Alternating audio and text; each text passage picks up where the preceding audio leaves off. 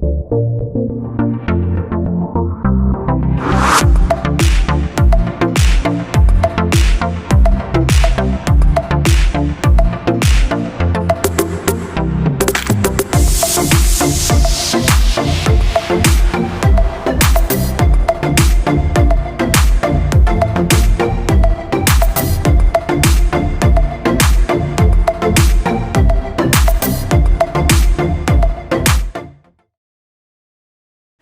morning, Good Dr. morning. McGee. Good Dr. morning. Zina McGee. Yes. My friend Yes. and sister. Yes. So, tell us a little bit about yourself and how you became involved with the Promise program. Okay. I'm originally from New Orleans, and I received my PhD in sociology from Tulane University with specialization in criminological studies. And so since I've been here at Hampton University, I've been teaching in the field of criminology and conducting research primarily on children who've been victimized by violence and the connection between those patterns of victimization and their own offending. And so I became involved in the Promise program because of the nature of this program itself, which focuses heavily on issues that affect young black men and their families in terms of violence. Much of my research also looks at that in terms of victimization, and we certainly do see so much of a need for that type of research, particularly in terms of what those young men are exposed to.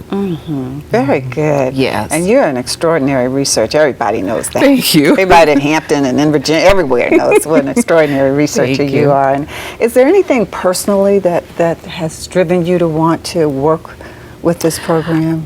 Nothing personally, just an interest though.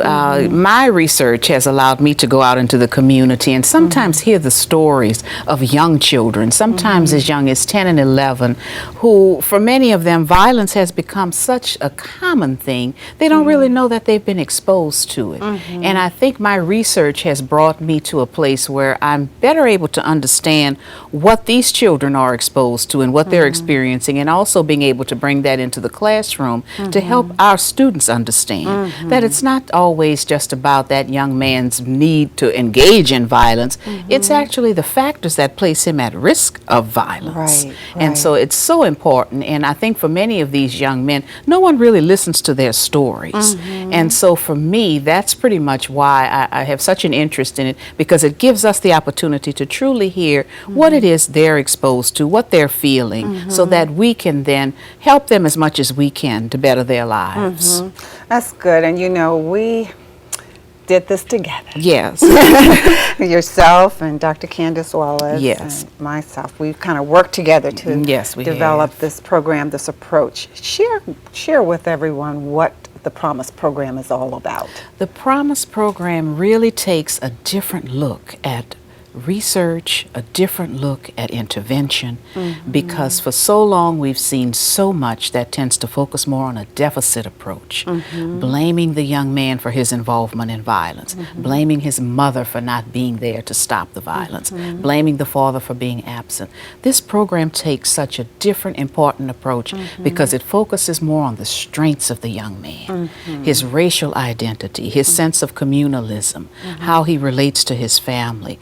And then all of this being done in an effort to curb the violence that he's been exposed to, and also the likelihood that he himself will be involved in violence and hold negative attitudes toward violence.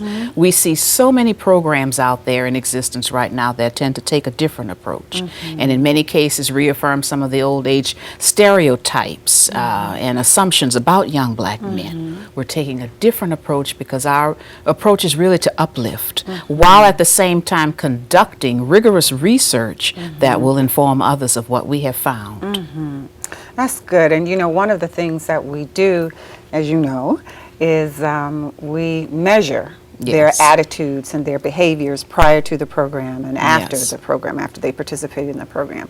Could you share a bit of how we went about developing our surveys and what we're finding? Yes, we took a very close look at existing literature, existing surveys out there, some of which are designated toward young black men, because that's another issue. We know that many of the survey instruments that are often used in our populations populations of young men of color, for example, are not tailored toward that particular group. They're not culturally specific, for example, or not culturally sensitive.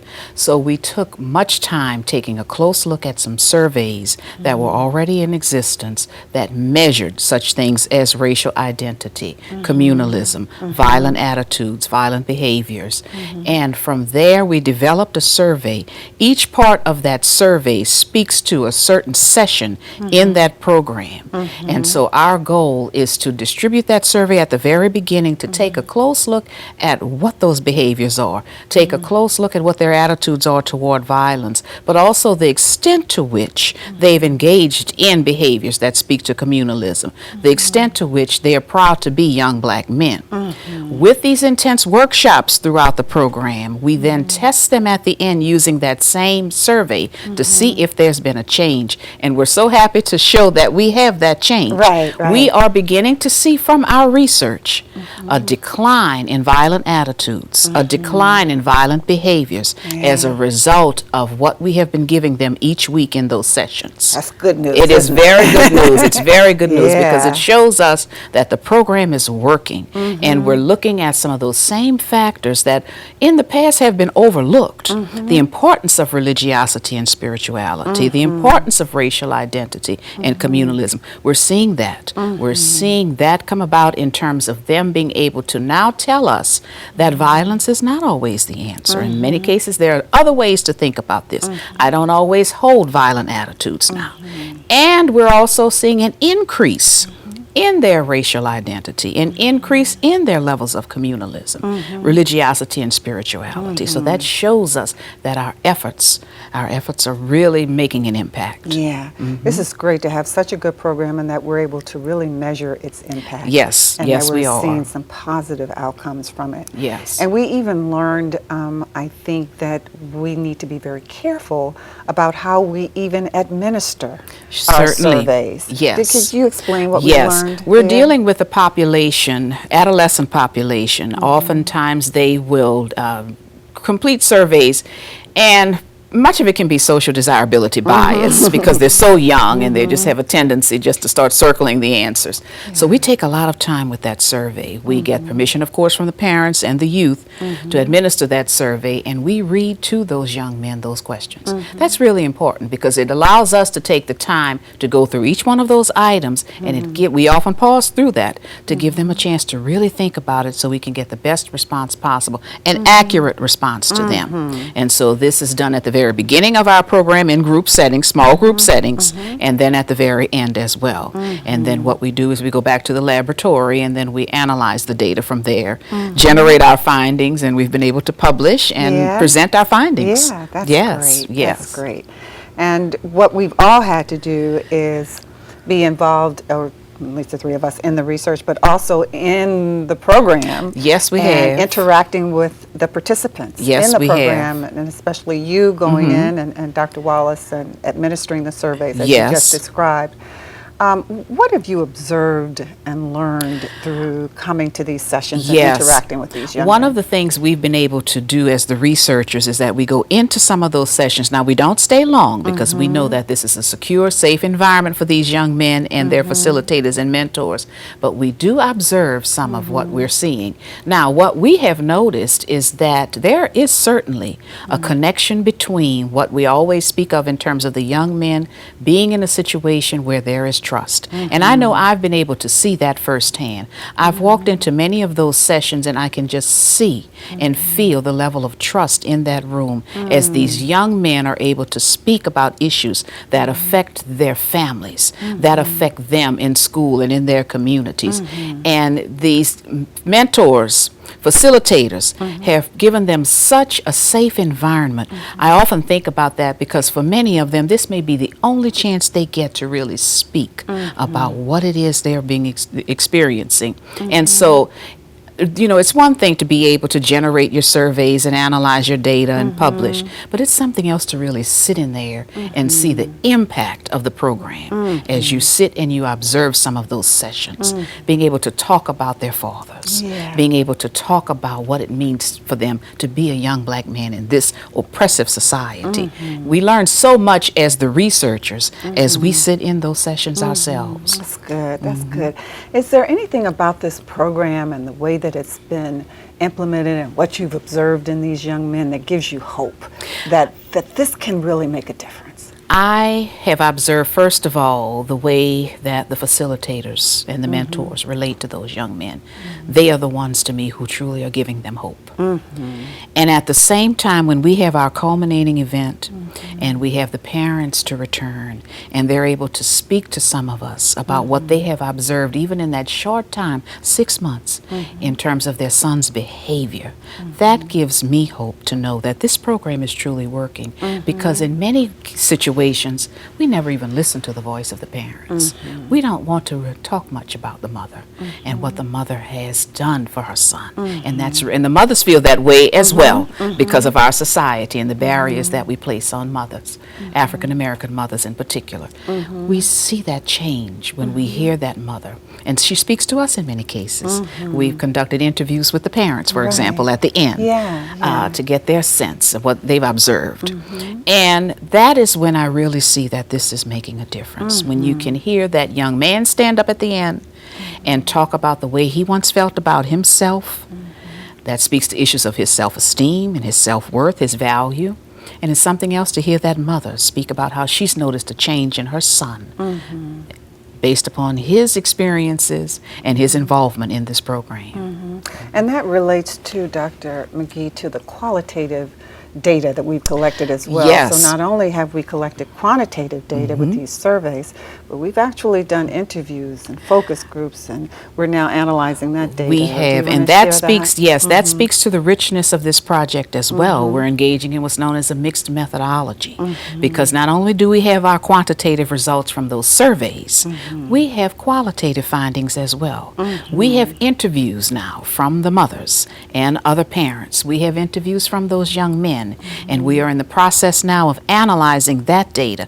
Its qualitative data provides such a richness to this, because this is the time that we get to truly hear the voices. We get to truly know what they are experiencing and how they, as the qualitative researchers tell us, make meaning of their experiences, how they are still able to cope in all of this adversity, while at the same time, what the Promise program has brought to them. That's good. That's good.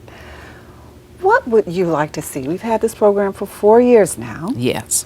And what would you like to see ideally happen in the future with this program? I would like to see others pay closer attention to what we are truly finding and give us the opportunity to involve others in this, such as those individuals who work with young men like this, mental health professionals, counselors. And there needs to be greater, I believe, sensitivity in terms of police and law enforcement and how they interact with these young men. And so I think this program will give those individuals in the medical profession, for example, mental health profession, criminal justice profession, a greater understanding of what they are experiencing. It's not always about the choices that they've made, but in many cases it's the surroundings, and it's what we as a society have placed on them in terms of the burdens of being young black men in society. And so I think the more recognition we can get in those particular areas, the better it will be, because this should give others the incentive to implement components of this program into their own initiatives as we all move toward the common goal of helping these young men cope with violence while at the same time helping them as much as we can to stay away from it. Very good, very good. So I want to kind of end by saying thank you. Thank you. Okay. It's been an honor, you know, Thank you. and continues to be an honor to work with you on this program and all the expertise and the heart that you bring to it. Yes. And so appreciate it, and I think we have bonded as co-PIs. Yes, and we we also have. feel like sisters now. Yes. Yes, we have. So I thank you for that. This is a real important mission. There's nothing more important than our children and these kids who have been so underserved. Yes. And we really believe in them. We Yes, all we do. believe in them, and we really believe in their potential. Is there anything else that you would like to say? I would like to say that this has truly been a wonderful experience for me too, because I have learned so much about these young men and young men like them and what they face, but at the same time I learn more and more each day about the promise that they bring. Good. And that is something I think we all need to take a closer look at when we look at these young men. Well, thank you so much. Thank Thanks you. again. Okay.